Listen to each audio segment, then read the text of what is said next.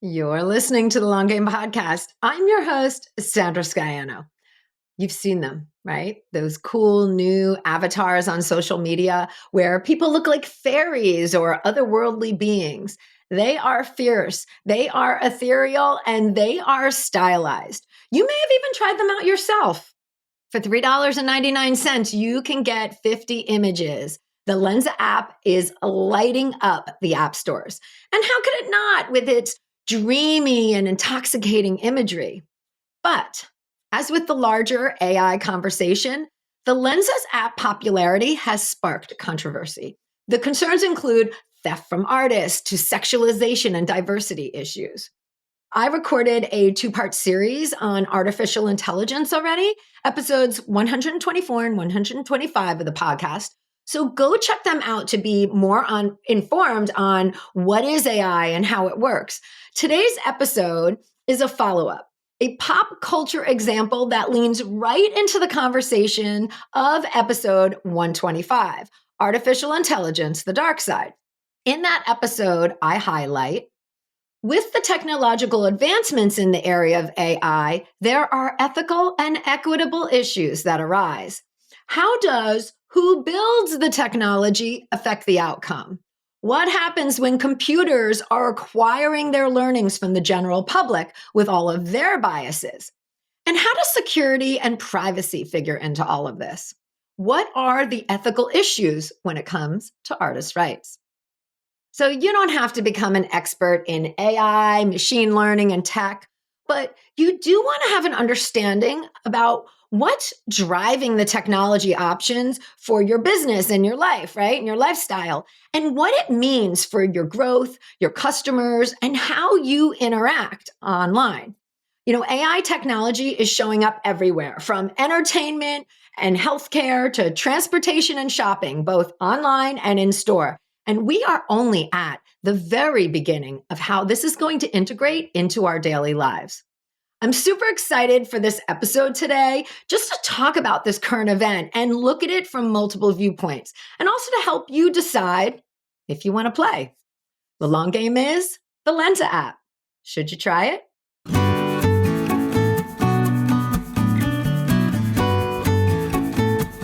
In a world where everyone is doing, it's easy to get lost in a sea of comparison, secret tricks, and promises of overnight success. The long game? That's my approach to business. You gotta show up, you gotta do the work, and there are no quick fixes for long-term success. It takes creativity, it takes strategy, and it takes listening to the voice inside you. I'm a web designer, digital strategist, and energetic thinker, bringing you real-world business-building experiences, conversations with creators who are out there doing it now, and ideas to spark the energy in your own business. And along the way, we're going to have a little bit of fun as well. So thanks for being here, and let's get to today's episode.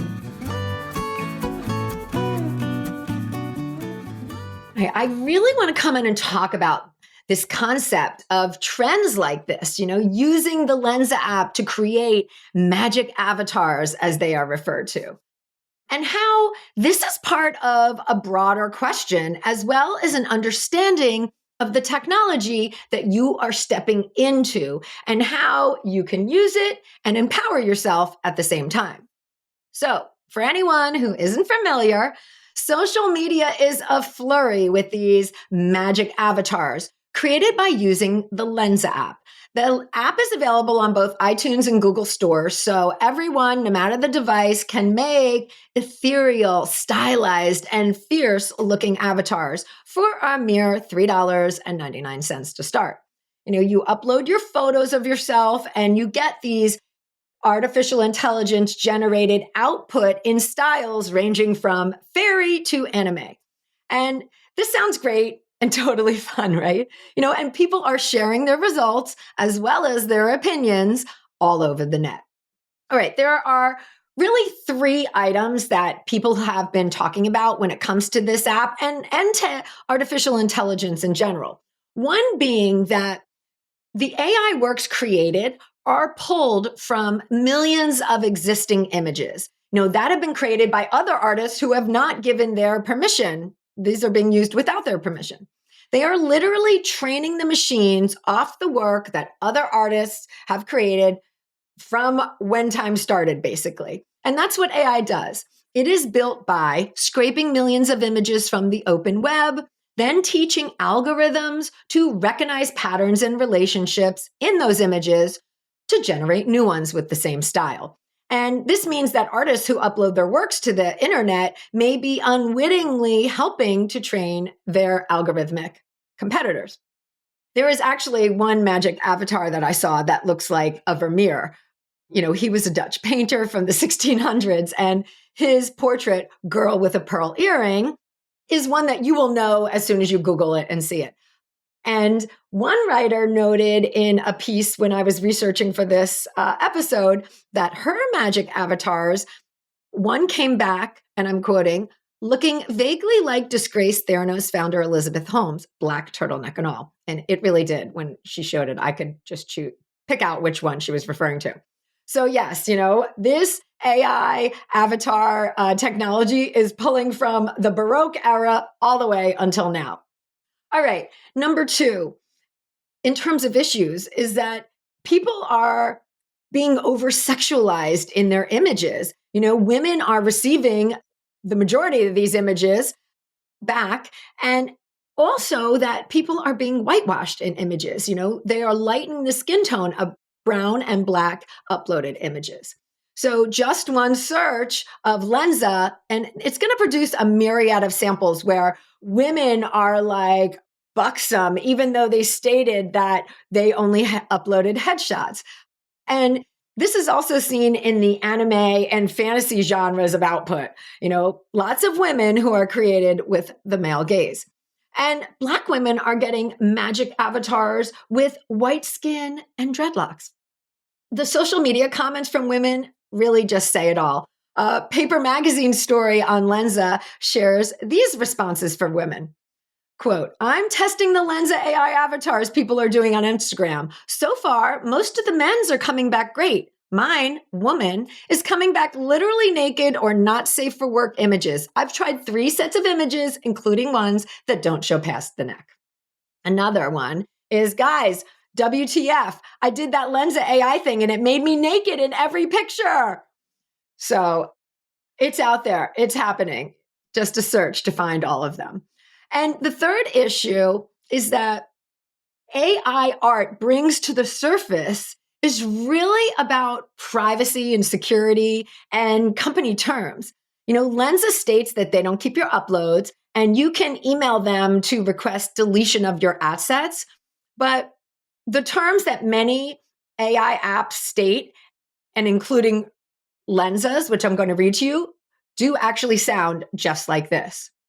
Quote, you grant us a perpetual, revocable, non-exclusive, royalty-free, worldwide, fully paid, transferable, sub-licensable license to use, reproduce, modify, adapt, translate, create derivative artworks from, and transfer your user content without any additional compensation to you, and always subject to your additional explicit consent for such use, where required by applicable law.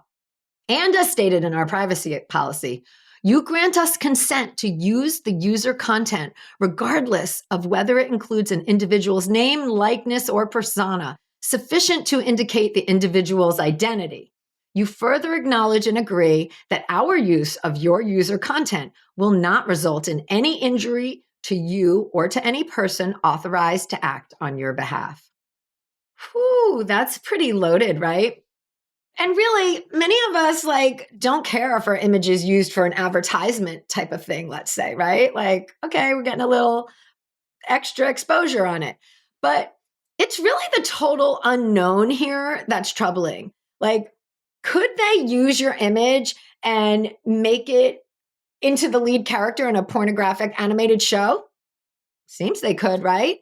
And we don't even really know the extent as to what can be dreamed up with this software, and especially us on the other side as users. We're just learning about this and diving into how it all works, right?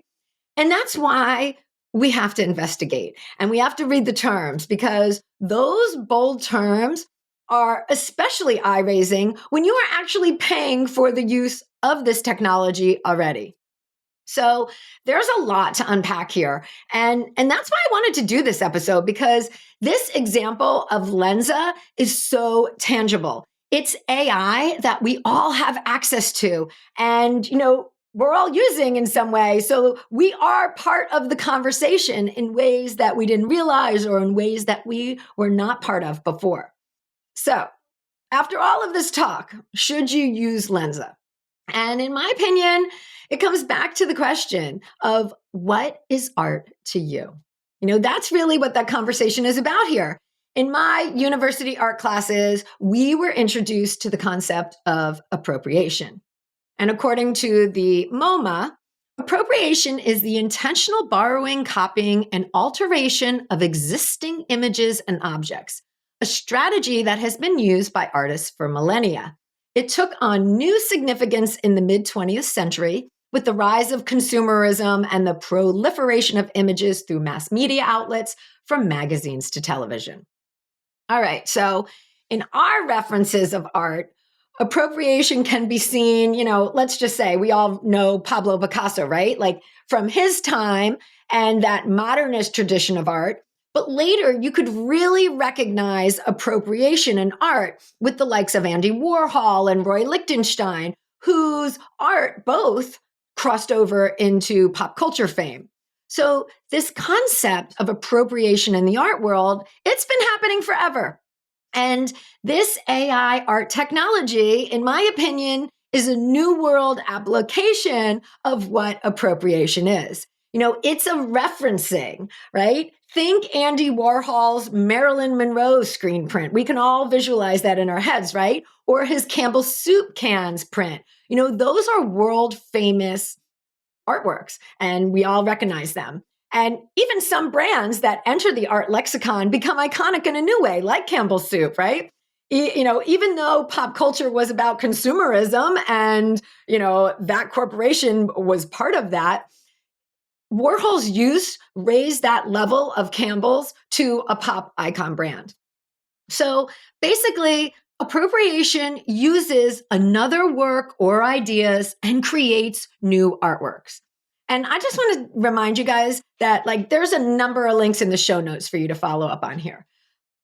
Artists appropriate other works, and they do it for social commentary, as well as to create entirely new artworks with new meanings.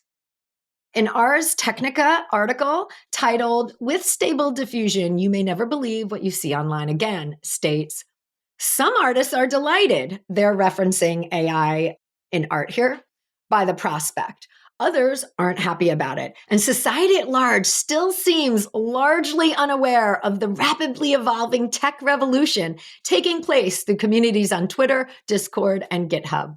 All right, so what is Stable Diffusion that I just referenced? Well, it's an open source software that's available to anyone, basically.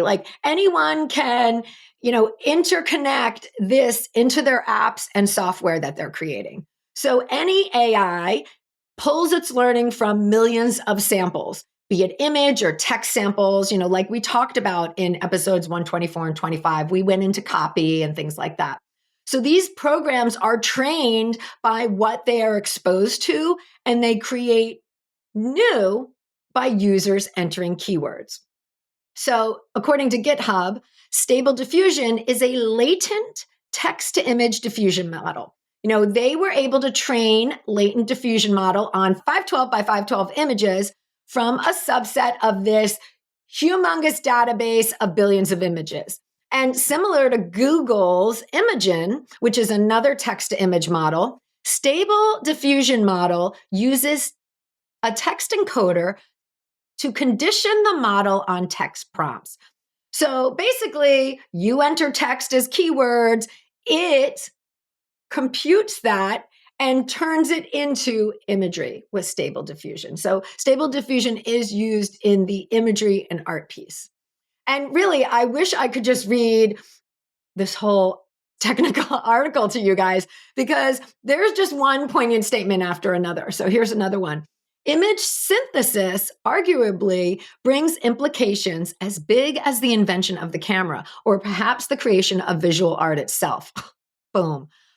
Even our sense of history might be at stake, depending on how things shake out. Either way, Stable Diffusion is leading a new wave of deep learning creative tools that are poised to revolutionize the creation of visual media. It could change history, right? It's crazy. So that's why we've got to all be a part of this and understand and lend our voice to the conversation as it's going. So artists and painters during the 1980s are really where I learned about art and appropriation. Artists like Jeff Koons, who appropriated everyday objects into his art. Think back to the balloon animal, the dog that he created, and then he remade them in bold metallics, and they were sized larger than life as sculptures. Or Andre Serrano's Piss Christ, completely appropriating religion. And in 1989, this large scale red and yellow photograph of a plastic crucifix submerged in a vat of the artist's own urine, it ignited a congressional debate on US public arts funding, right? He got the conversation to the masses, but he was using iconography in different ways.